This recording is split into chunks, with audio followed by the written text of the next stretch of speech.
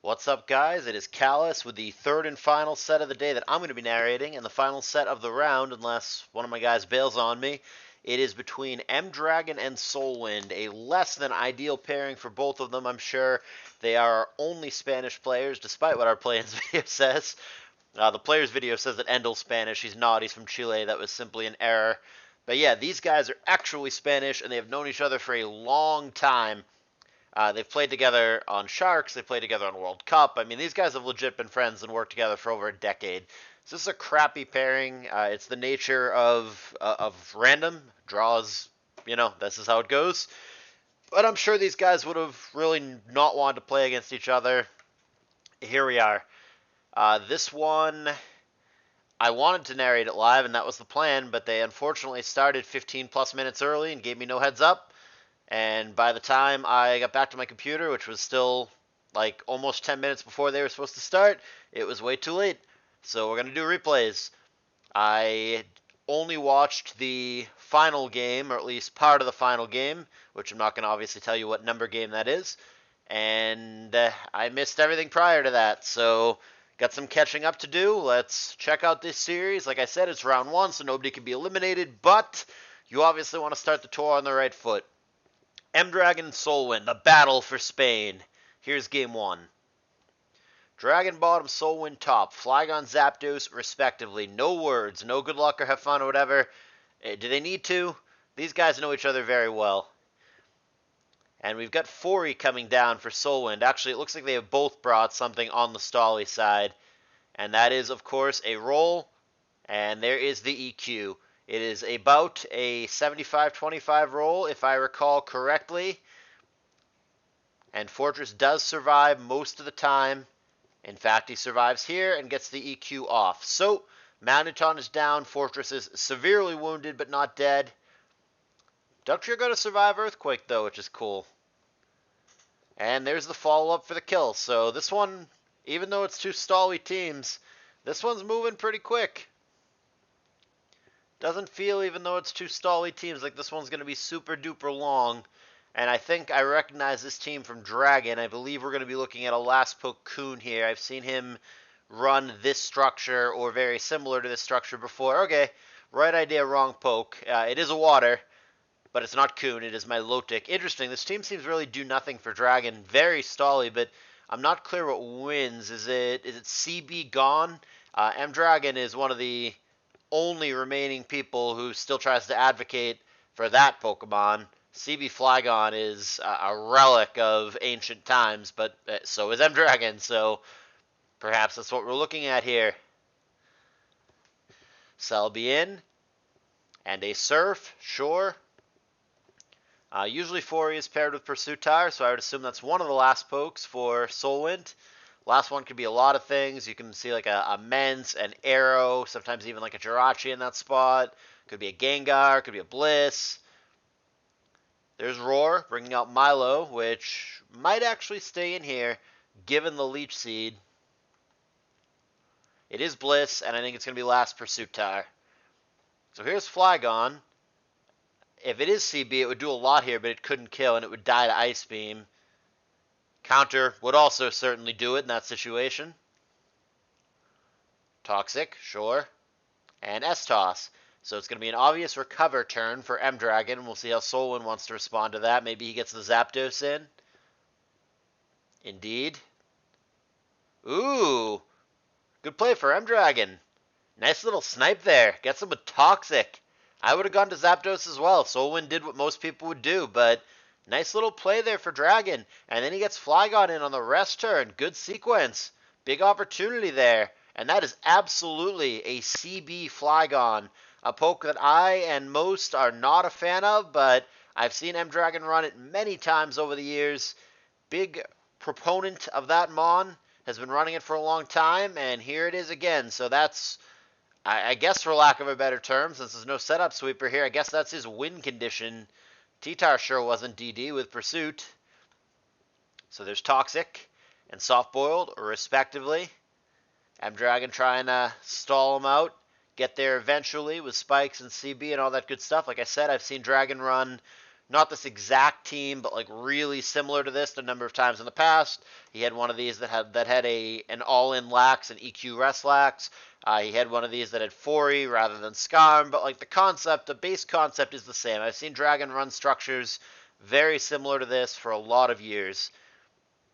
That being said, I'm not actually clear who's winning this game. It's pretty close right now. And it could be a longer one, being a stall on stall, which honestly I would not be surprised if we saw similar to that throughout the series. These guys are both, at their heart and core, stally players. There's Surf and S-Toss, respectively. It is again another obvious recover turn, but last time I thought that, Zapdos got sniped. Yeah, and there's Dragon doing it again. Dragon's played this really well. Really good calculated aggression. Really very willing to make predictions, take risks, and he's really been paid off by it.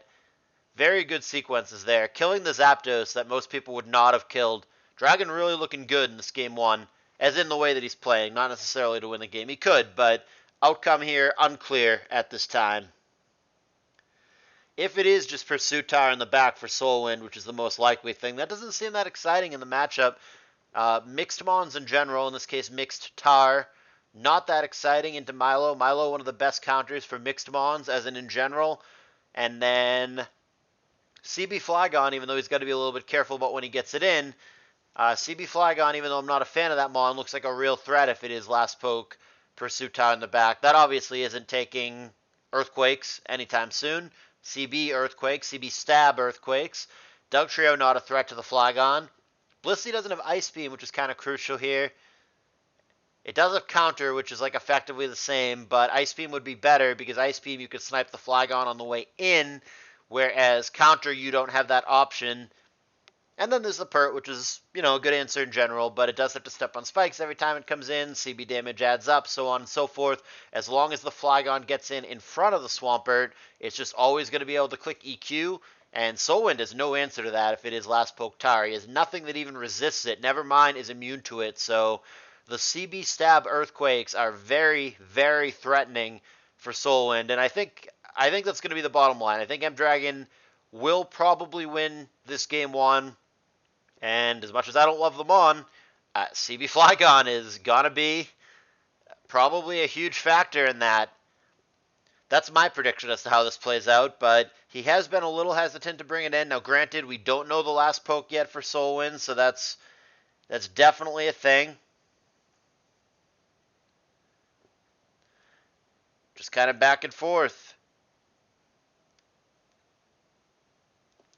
Dragon, like I said, is being really conservative and nervous about bringing in the Flygon. He knows how important it is. He knows how big of a threat it is. And SoulWind going to sack Dougie there specifically to not let the Celebi get a recover off. So that was good use of his fodder. It is the Last Poke T-Tower that I envisioned. Crit opportunity there might have killed with a cooperative damage roll, but it is not to be. And now the Flygon is just an absolute fucking nightmare. CB Earthquake is a real problem. Swampert, the only thing that can come in, which is negated heavily by Milotic. I'm really surprised he stays in there. I guess he just knows that Milo can grind it out, but I'm surprised he didn't go to Milo. Is it lower than I'm remembering? No, it's at 75%. I'm surprised that M-Dragon let it die. I don't think I like that play. I think the CB Flygon was a major threat, and I don't think you needed to let it go there. I think Milo could have just come in on lefties and on Ice Beam rather, and been totally fine. And pending a freeze, which just a one-turn window to get, Milo just crushes here. That being said, Swampert not doing so great either. And M-Dragon might just win another way. He might just grind out the Blissey here. Especially if we see Toxic, we see Recover. So if it's last move Refresh for the Milo, then the Blissey will inevitably die this way as well. So I would have gotten there a different way in the shoes of M-Dragon, but I think this is going to work nevertheless. I'm going to go ahead and speed this one up. I think this one's in the bag. M-Dragon has certainly played in such a way where the last move is just going to be Refresh, and there's just going to be nothing that SoulWind can do. And he doesn't even have Ice Beam, so he doesn't even have the hope of potentially freezing him. This one looks mathematically over. He would literally have to miss every Toxic in order to lose. He would have to PP stall out of Toxics by never connecting. That sure isn't going to happen. Now, granted, there are 3 aromatherapies left, so, like, I guess. But he would have to miss 3 Toxics out of 6. Mathematically, super duper unlikely, but would be a terrible way to lose. And I don't even know if he loses. I didn't count PP to know who runs out first had we gone into that situation, but mathematically, extremely unlikely, and indeed isn't happening here. Going through the motions, no concession. Oh, there we go. Didn't play it out the whole way. Didn't need to. Writing was on the wall. It is going to be M-Dragon over SoulWind in Game 1. And completely silent throughout the match. No communication between these guys. Surprising, like I said, given the relationship. But, I mean, maybe they're so close and they know each other so well that they're just, what is there to say? We're friends. This pairing sucks. Let's just get it over with. That's fine, too. So Dragon takes Game 1. And here is Game 2 of M-Dragon and SoulWind. We will go ahead and switch those sides for continuity. Dragon not playing as Lance. That's a mistake. On the bottom against SoulWind on the top. Lead Skarm instantly magged. He does get a layer off, but crit T-Bolt out of here.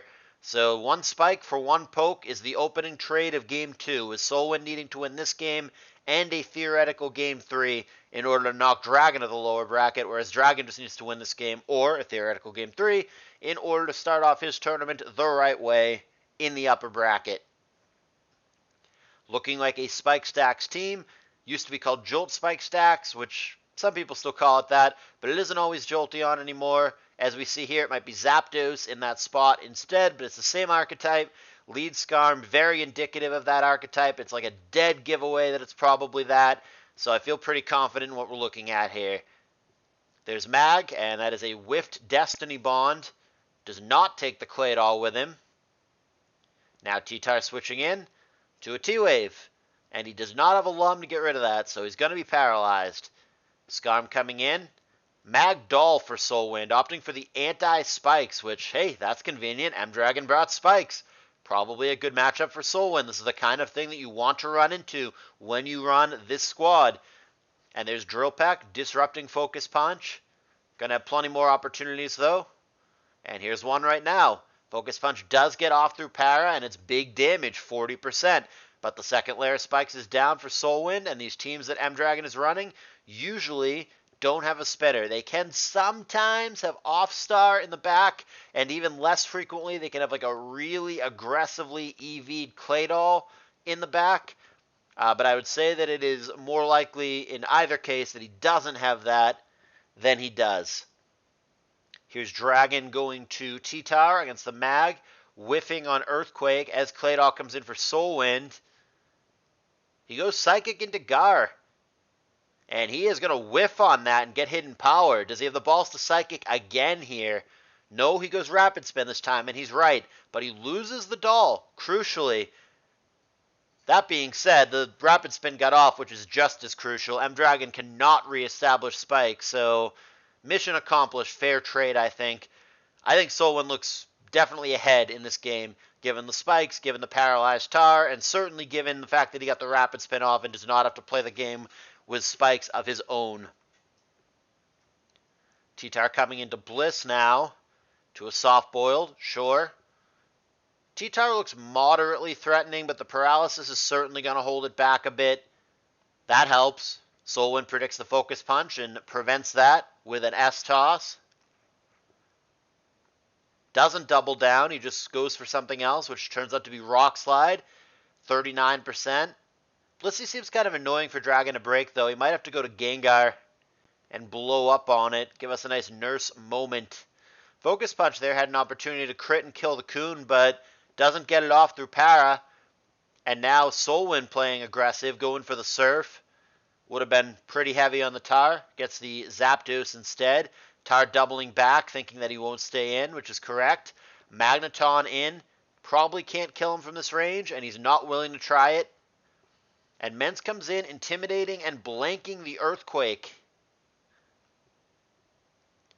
Now it's back to Coon.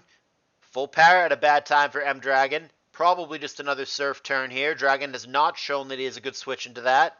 And indeed it is Surf, which the Gengar is going to hold on just barely. We saw that it is Destiny Bomb, but that doesn't mean that it doesn't also have Boom. But if he does, he doesn't go for it there. It's a Will-O-Wisp attempt, which is going to 75-25 miss on the Magneton. Swampert comes in, not surprising that he has that. Pretty standard fare on this squad. He blanks T-Wave. Does he scout out the HP Grass? The answer is no, and it doesn't seem that SoulWind has that. Surf and Surf, but one of them resists it, one of them does not. Goes for Toxic this time, but he's going to miss that, unfortunately. Doesn't look like it would have been a huge deal, though. It is a Rest Coon. The second Toxic attempt, who cares? He's already sleeping. Kills a Sleep turn, does not show Sleep Talk, and is roared out, looking like a Mono Pert. Haven't shown the last move, but it's almost certainly Protect for M-Dragon. Toxic comes down on Bliss, and there's Soft Boiled. The only thing he's got to threaten it is the Toxic.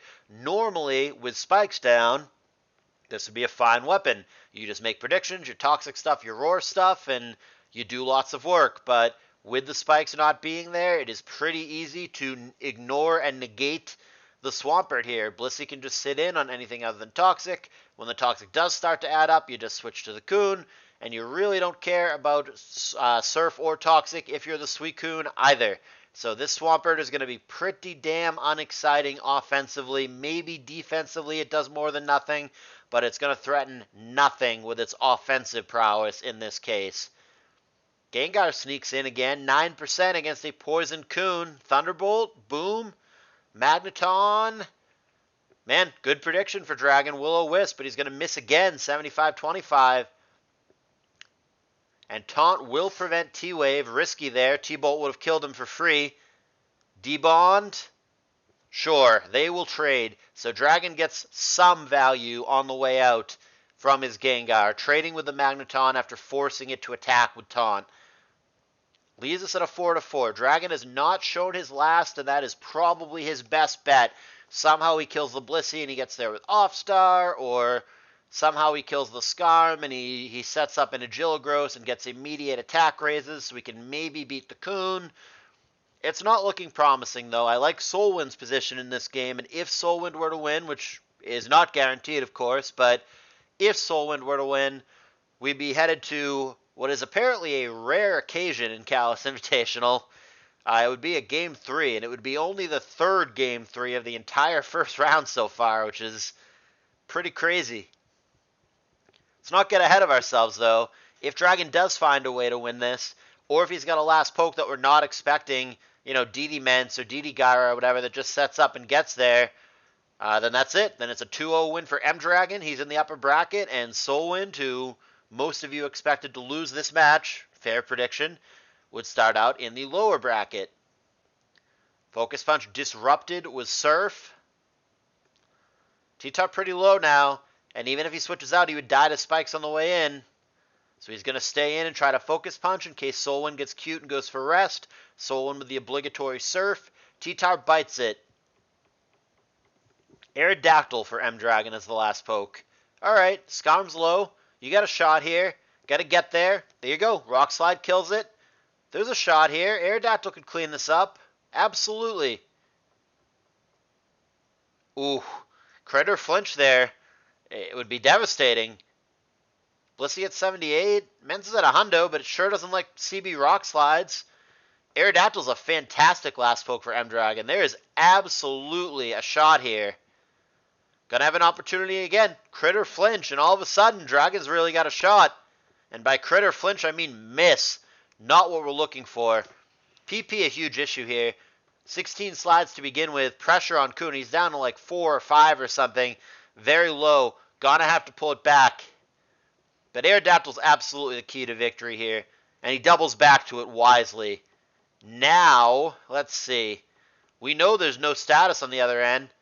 Double edge? Yup. Very nicely played for Dragon. Giving himself crit opportunities.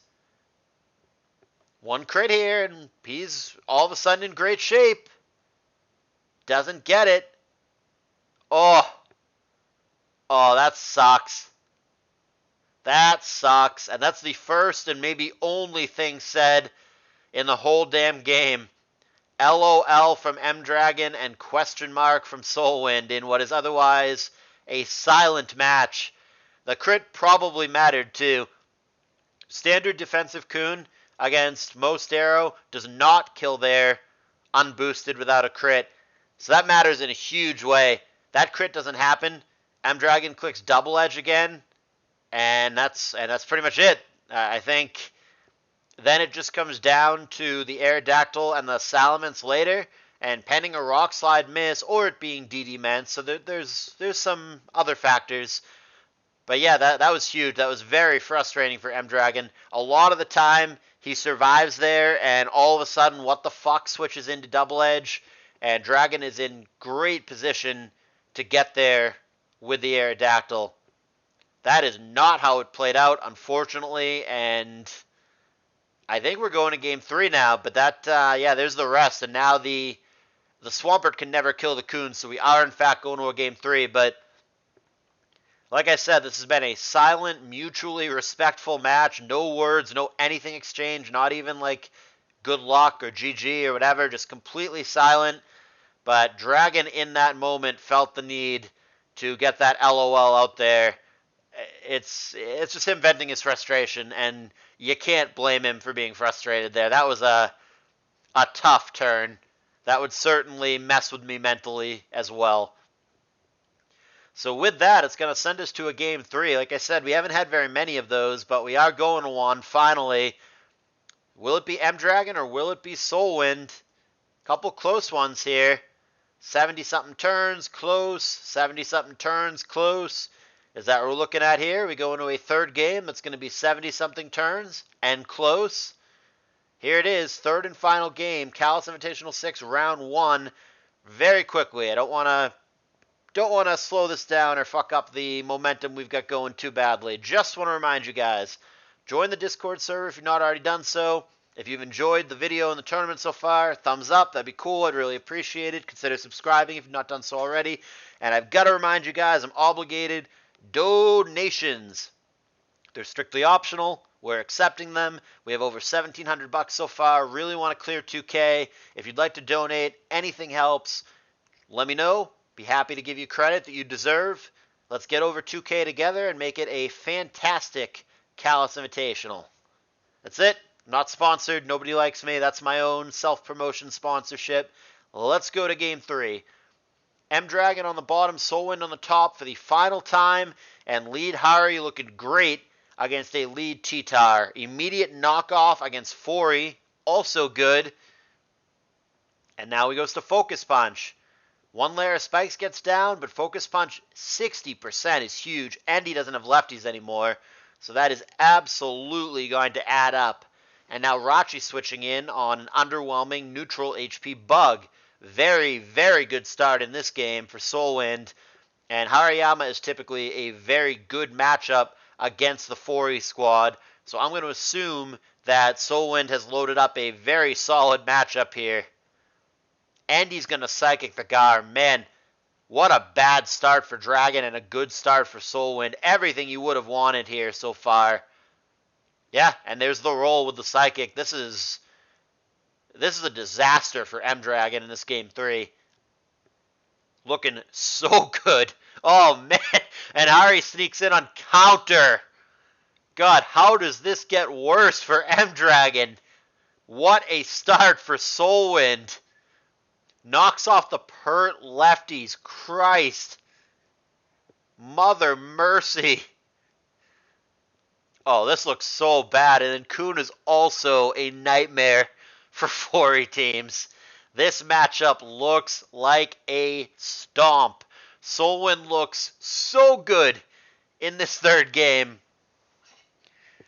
If SoulWind wins, and I mean, we're 12 turns in, I don't want to call it that over yet, but if SoulWind wins, and he looks real good to do so, it'll be yet another round 1 upset, and I mean that in a big way.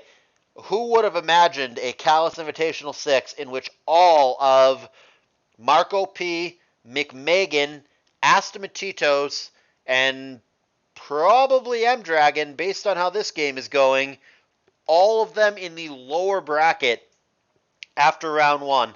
Who would have thought that all of those guys lose in the opening round? So far, only ABR, our hero, looking for that back-to-back victory, has won his match as he was supposed to. But everybody else is getting donked. Starmaster and Jester yet to play, but man, with the way the Zoomers have been taking down the Boomers in these sets, Starmaster needs to be quaking in his fucking boots that he's going to get run over by a 12-year-old Jester. Crazy shit. This matchup looks awful. Awful. Hariyama, a nightmare for this 4E squad. Kuhn, a nightmare for this 4E squad. Moltres going to do absolute nothing against Blissey plus Kuhn. This matchup is a disaster. SoulWind with the I bodied you perfect counter team. I don't think M-Dragon can win. This game has just been bad from the beginning. From turn one, it has been SoulWind, and it has just gotten worse and worse as we've gone. What a mess. What a fucking mess. Not the game 3 most were expecting, and not the outcome most were expecting. Like I said, it'll be yet another round 1 upset if SoulWind pulls this off. We will have a Callous Invitational with Marco, McMagan, Asta, and M-Dragon in the lower bracket. And either UD or Triangle, since they have to play against each other. So the lower bracket is going to be ridiculous. The lower bracket is just going to be an absolute fucking Shark Tank. I don't see how Dragon can win this. I mean, alright, nurse moment. Man, today, it just hasn't been the right day. Just hasn't been the right day. Nurse moments are so much more exciting when the games are close and when I can just put a little oomph behind it, but this game is not close. This is all SoulWind, truly. In fact, it might already just be over. DD Ments might just clean up here, which is another tough poke after the perk goes down. This matchup is an absolute nightmare. I don't like to pull numbers out of my ass. I hate when people go, oh, it's a 595 matchup. Yeah, because you ran it thousands of times and got a big sample size, and you calculated it out, right? Those are the exact odds. I hate when people pull numbers out of their ass, but whatever the number is, it's overwhelmingly in SoulWind's favor. This matchup is a stomp. Nightmare matchup for M-Dragon, and looking very, very over at this point. That's our third nurse moment, by the way, for those keeping track at home for purposes of the survey. And for those of you who said there's only going to be like 3 to 5 in the whole tournament, there's been 3 in round 1. You're not looking good. GG's being said in the comments in what has been damn close to a silent series. These guys obviously respect each other.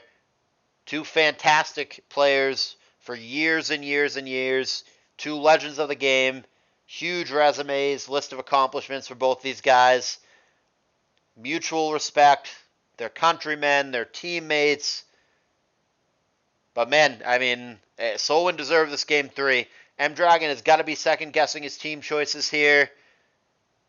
And SoulWind rolled up with just a fantastic squad for this opponent in this matchup. Could not have drawn it up too much better. Moltres into Kuhn Bliss. Kuhn into a 4E team. Hari into a Stolly 4E team. Yeah.